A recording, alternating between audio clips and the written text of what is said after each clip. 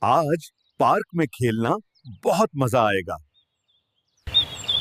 اوہ نہیں، پنکھا گر رہا ہے، مجھے جلدی کرنا ہوگی۔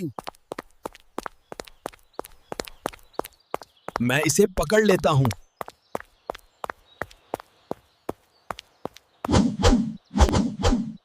ہٹ جاؤ بچوں!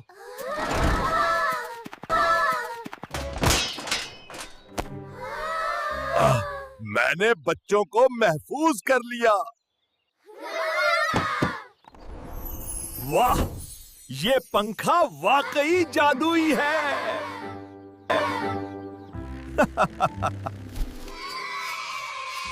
اب میں چھوٹی چھوٹی چیزیں اڑوا سکتا ہوں۔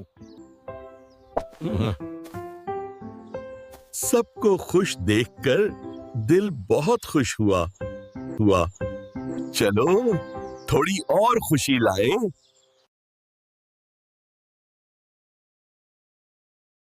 آج بہت مزہ آیا، اگلی بار پھر ملیں گے۔